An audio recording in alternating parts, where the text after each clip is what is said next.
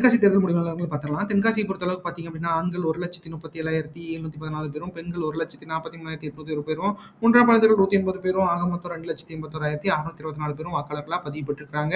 2026 வாக்குப்பதிவு பொறுத்தமட்டில் பார்த்தீங்க அப்படின்னா 2,34,314 வாக்குகளும் 83.20% இருக்கு அப்படிங்கிறது குறிப்பிடத்தக்கது.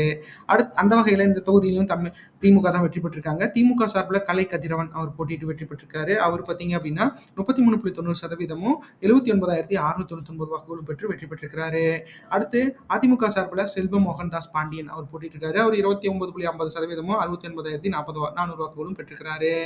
அடுத்து தமிழக வெற்றி கழகம் சார்பில் ராஜபிரகாஷ் அவர் போட்டிட்டு இருக்காரு. அவர் 23.60%, 55,543 வாக்குகளும் பெற்றிருக்கிறாரு.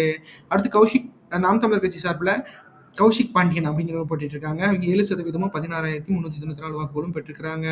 ஆக மொத்தத்தில் திமுகவோட வெற்றி வாக்கு வித்தியாசங்கள் 10,299 வாக்குகளும் 4.4% இருக்கு அப்படிங்கிறது குறிப்பிடத்தக்கது.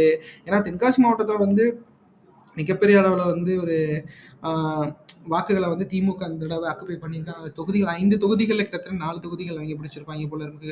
அந்த அளவுக்கு வந்து வாக்குகள் இந்த இடத்துல வந்து திமுக பக்கம் தான் இருக்கு அப்படிங்கிறதும் குறிப்பிடத்தக்கது. தென்காசி மாவட்டத்திலேயே அவங்களுக்கு தான் இருக்கு. அந்த வகையில்